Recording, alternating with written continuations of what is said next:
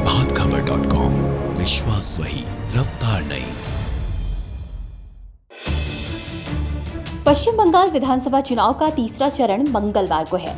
तीसरे चरण में पश्चिम बंगाल के 3 जिलों हावड़ा, हुगली और दक्षिण 24 परगना की 31 विधानसभा सीटों पर वोटिंग होगी। इसमें हावड़ा की 7, हुगली की 8 और दक्षिण 24 परगना की 16 सीटें शामिल हैं। तीसरे चरण में बंगाल के 3 जिलों यानी हावड़ा, हुगली और दक्षिण 24 परगना की 31 विधानसभा सीटों पर वोटिंग होगी। अगर उम्मीदवारों के क्रिमिनल रिकॉर्ड के आधार पर बात करें तो तीसरे चरण में सबसे ज्यादा दागी उम्मीदवार हैं। पश्चिम बंगाल इलेक्शन वॉच और एसोसिएशन फॉर डेमोक्रेटिक रिफॉर्म मतलब एडीआर की रिपोर्ट से इसका पता चलता है। रिपोर्ट के मुताबिक पश्चिम बंगाल विधानसभा चुनाव के तीसरे चरण में सबसे ज्यादा 53 उम्मीदवार पर क्रिमिनल केसेस चल रहे हैं। इनमें 43 ऐसे हैं जिन पर गंभीर आपराधिक मामले दर्ज हैं। इसकी जानकारी उम्मीदवारों ने अपने शपथ पत्र में चुनाव आयोग को दी है।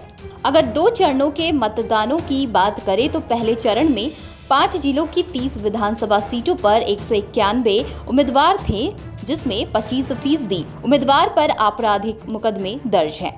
22% ऐसे उम्मीदवार थे जिन्होंने कहा कि उनके खिलाफ गंभीर आपराधिक मामले दर्ज हैं। दूसरे चरण में 4 जिलों की 30 सीटों पर चुनाव हुए।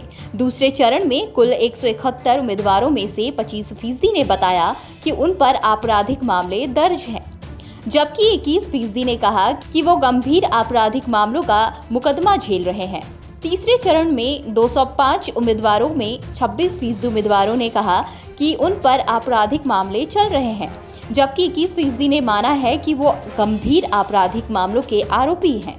करोड़पति उम्मीदवारों की बात करें तो पहले चरण से तीसरे चरण तक इसकी संख्या बढ़ती गई है।